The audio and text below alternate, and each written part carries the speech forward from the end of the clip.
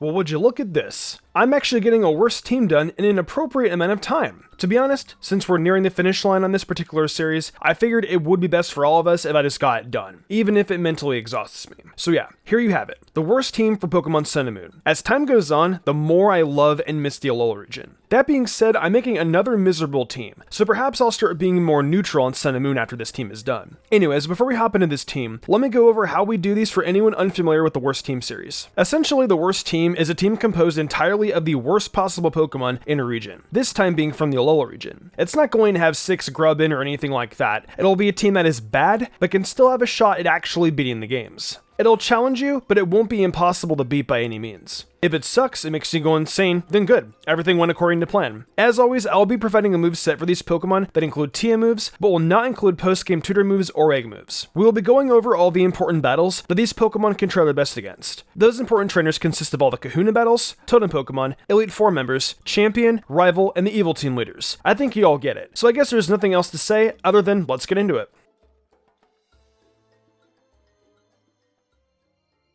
So we're starting this team off the way we usually like to with these worst teams, by replacing our starter with the early rodent Pokemon in Alola, and in this case, it is Gumshoos. I'd say that regarding Gumshoos, it's probably one of the more middle-of-the-road early Pokemon you can get your hands on across the generations. It's not super great, but it definitely isn't completely unusable, making it perfect for a worse team. Its 2 abilities you have the chance to get are Stakeout and Strong Jaw, with the former effectively making every offensive move Gumshoos goes for, like Pursuit, while the latter is actually a pretty good ability, all things considered. Gumshoos is one of the early rodents that has only its normal typing for the entirety of its line, so Stab is going to only come from the normal typing for it. But that's not the worst thing in the world. Yungoos is one of the very first wild Pokemon you encounter in Sun and Moon as well, and it only needs to reach level 20 during the day to evolve into Gumshoos. The moves that Gumshoe have are Return, Crunch, U-Turn, and Bulldoze. A pretty solid moveset for this Pokemon, considering what it is. So for Return, you'll be able to find it in Mile City, which is on Ula Ula Island. So it'll be after your first 2 Kahuna battles. You'll have some decent normal type move options while you wait to get to that point, like Super Fang or potentially a Takedown if you find yourself at all a little overleveled during the journey.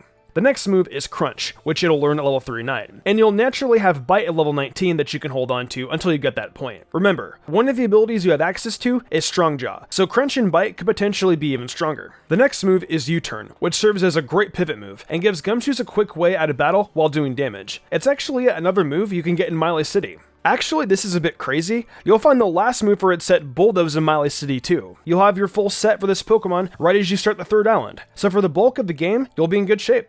So with these moves, Gumshoos will do well against Nanu's Krokorok and Persian, Hapu's Dugtrio, Lucifume's Lilligant and Mismagius, Gladian's Weavile and Lucario but be cautious, Hal's Raichu and the Decidueye, Olivia's entire E4 team, Ace Rolla's entire team except Sableye, and finally Kukui's Magnezone and Lycanroc. As you can see here, you have to wait a few islands to actually get Gumshoos to become a useful member of the team. But being as it's a normal type, it'll be able to pop up here and there during certain battles regardless of having a super effective move. Next up on the team, we've got most certainly a terrible Pokemon. This one being the undeservingly called 5-star Pokemon, Ladian. It wouldn't be a worse team without some sort of universally bad Pokemon, and Ladian definitely fits the bill. Just like with Yungoos, you can find Ladybug on Route 1 right at the start of the game, so don't you worry. While these all might be some terrible Pokemon, at least you'll have a bunch of them at the start of your journey. Ladybug ends up evolving into Ladian at level 18, so at least you'll have a fully evolved Pokemon before you probably even leave the first island. Its 2 abilities are Swarm and Early Bird, neither really being all that good, so there's not much to talk about with them. The moveset that Ladian is using for this worst team is Bug Buzz, Air Slash, Focus Blast, and Roost. It'll learn Bug Buzz at level 38, and it's arguably the best move it actually learns by level up. Since it's going to take a while to get to level 38, I'd suggest using Silverwind, especially since it'll offer you a possible stat boost whenever used. The next move is Air Slash, and that's learned even later at level 42. You won't have any other attacking flying move that is learned by level up, so you'll probably be using Aerial Ace or Acrobatics in the meantime. Next is Focus Blast, and that's a TM you'll pick up in the Seafolk Village for 30k Pokebucks. And Mach Punch is probably a pretty good move to use while you wait to get Focus Blast. Finally, there is Roost, and that's learned by using a TM that is of course bought in Mile City. Now with these moves, Ladian can do well against the Totem Lurantis and Komodo, Olivia's whole team, but quite frankly I wouldn't bother risking it, Nanu's Krokorok and Persian, Hapu's Dugtrio, Guzma's entire team, Lucifume's Lilligant and Beware, Gladian's Weavile but be careful, House Kamala and Decidueye, Hala's entire E4 team while watching out for Crabominable, the entirety of Olivia's E4 team except for the Carbink, but again, just don't bother, Ace Rolla's Delmice, and Kukui's Lycanroc.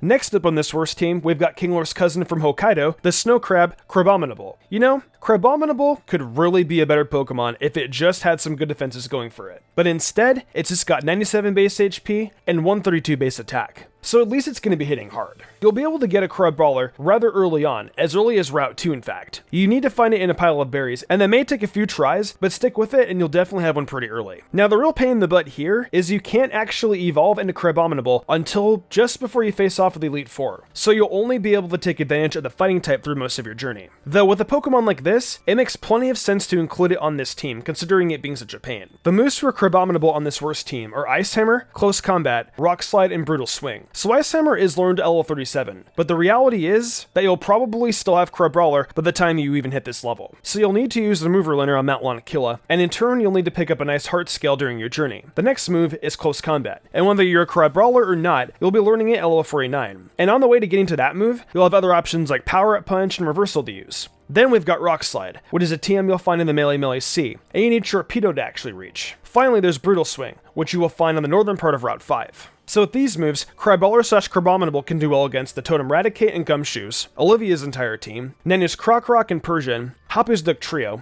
Guzma's entire team, Lucamine's Beware, Gladian's entire team except Savali, How's entire team except Vaporeon, Hala's E4 Beware and Crabominable, Olivia's entire E4 team except Carbink, Acerolla's entire team except Sableye, Kahili's entire team except Skarmory, and finally Kukui's Lycanroc, Braviary, Magnezone, and Snorlax. Obviously, while it takes quite a while to get a Crabominable, it's going to really help you tear through the Elite Four and the Championship battle, making it well worth the wait.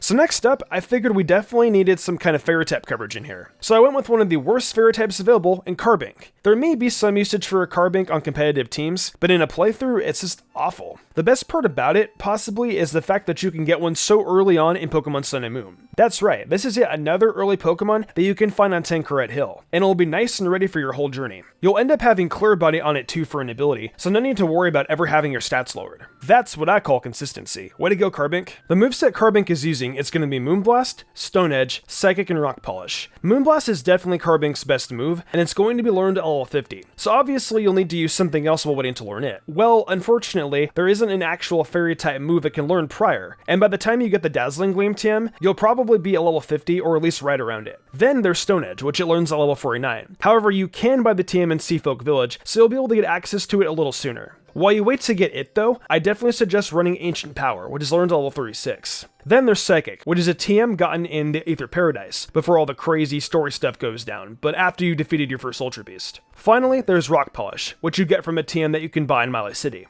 So with these moves, Carbink can do well against the Totem Salazzle and Vikavolt, Guzma's entire team, Lucamine's Beware, Gladian's Crobat and Weavile, Howl's entire team, Acerolla's Sableye and Drifblim, Kahili's entire team except Skarmory, and finally Kukui's Ninetales and Braviary. Alright, perhaps Carbink isn't going to help you wildly in many battles, but it can come through big time during some of the major ones in the late game. It is the worst team after all though, so getting anything good out of it is indeed a blessing. You know, I liked including Carbink so much, I figured why don't we use its Tanqueray Hill friend Sableye on this team as well, since quite frankly, it's awful. It's amazing to think that Sableye has a Mega Evolution, because it doesn't do much to actually make it any better anyway. Just a more defensively competent Pokemon. However, with its stat layout, it's pretty easy to see why I decided to include it on this worst team. Its best stats are its attack and defense at 75 base. Boy, if not for the typing it has, having only one weakness, Sableye would probably be pretty useless in an in-game playthrough. It's a bit of a shame that Prankster is its hidden ability as well. And as you guys know, we don't deal with hidden abilities when doing these in-game teams. Honestly, its major saving grace is having 3 typings it flat out is immune to, and having only 1 weakness, so it can be a good defensive option alongside Carbink. The moveset Sableye has for this worst team is Shadow Claw, Payback, Will-O-Wisp, and Confuse Ray. Shadow Claw is a move it learns at level 29, and there are a few ghost type moves it can get prior to reaching that level, like Astonish and Shadow Sneak. Also, if you want to just get it a little bit earlier, in Konikoni City, you can get the TM for Shadow Sneak. You've got Payback next, which is a TM you'll get in, of course, Mile City, and it's really one of the best moves Sableye can get, especially if it has the ability Stall. The next one is Will-O-Wisp, and that's learned via TM, which you can get in the same place you get the Shadow Claw TM. And finally, Confuse Ray, which is learned via level up level 31. With these moves, Sableye will be able to do well against the Totem Mimikyu, Lucamine's Mismagius, How's Raichu and the Decidueye, and finally Acerolla's entire team except for Sableye. So clearly, as you guys can tell, Sableye doesn't exactly get the jump on all that many of the important Pokemon you'll be facing on your Alolan journey. But the important thing to remember here is that it isn't exactly made to be some offensive threat. Its usefulness is its typing, and you'll be able to flat out avoid any fighting or normal types, as well as those from the psychic typing, which is one of the strongest in the game. That's a big part of the reason I gave it Confuse Ray and Will-O-Wisp as well, since it's going to be wanting to use those particular moves to help it carve its way through a battle, since there aren't many Pokemon that are threatened by its stab moves. We finally move on to the last Pokemon on this team, and it's one that some of you are probably a bit familiar with after seeing the worst team for Kalos. It is so bad that I just needed to bring it back a second time. Ladies and gentlemen, Luvdisc. There are bad water Pokemon in Alola for sure, but when it comes to being really bad and still having some sort of usage, Luvdisc takes the cake. Luvdisc has got only good speed at base 97, with every other stat it has being 65 or lower. It's the poster child for awful Pokemon, and it will probably be the last Pokemon you actually get, as you won't be able to fish one up until after your trial on Brooklet Hill, with the first instance of being able to find being on Route 9. I don't want to just keep dunking on Luvdisc, so I'll just move on to its moves, which are definitely the best things about it. The moves that Luvdisc is using for this worst team are Scald, Ice Beam, Draining Kiss, and Rain Dance. So right off the bat, Scald is its best move, and is a TM you can get on Brooklet Hill, so you'll be able to have it just as you get your hands on a Luvdisc a little later on when you visit Route 9. The next move is Ice Beam, and that is one you won't be getting your hands on until just prior to the Elite Four. And unfortunately, there isn't an Ice type move that Luvdisc can use for most of the game prior, so you'll be waiting a bit. Okay, that's not entirely true, because as you reach Seafolk Village, you'll have the option to buy the TM for Blizzard, so I guess you can run that until you get Ice Beam. Honestly, if you're really into power over accuracy, you can just keep Blizzard over Ice Beam. It's up to you. Draining Kiss is next, and while it's an awful move in general, it provides some sort of coverage in being a fairy type move, and it will at least give Luvdisc a chance to heal. Finally, there is Rain Dance, and by virtue of there just not really being any other good moves I could give it, I decided on this. At the very least, you'll be able to use it to power up the strength of Scald. With these moves, Luvdisc will be able to do well against the Totem Salazzle, Olivia's entire team, Nanu's entire team, Habu's entire team except for her Gastrodon, Lusamin's Lilligant and Beware, Gladiant's Crobat and Weavile, How's Decidueye,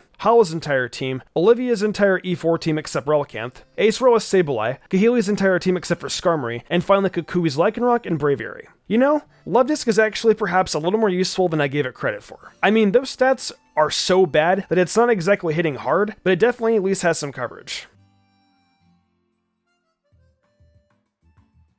Well guys, that's going to do it for the worst team for Pokemon Sun and Moon. This one really lived up to its name, as I feel these are some truly awful Pokemon that should be able to get you through a playthrough. But man, is it going to be a hard time. I want to know what you guys think though, so let me know in the comments below if you believe this team is really as bad as it looks. It's felt good to get some more worst teams done, and I look forward to doing more in the future. If you enjoyed the video, why not leave a like and subscribe to my channel with notifications on, that way you never miss an upload. If you want to support me further, consider following my Twitch where I stream all sorts of games from Pokemon to Fire Emblem to Zelda and much more. I also have an anime channel called MysticSage where I do anime reviews, rankings, and countdowns. So if you're interested in that kind of content, go ahead and check that out as well. If you want to support me even further and gain cool perks, check out my Patreon. These lovely people have all given me their support over there and I couldn't be more grateful to them. I think I'm gonna wrap this up though. I'm Mystic Umbreon and I will see you in the future for more awesome Pokemon content.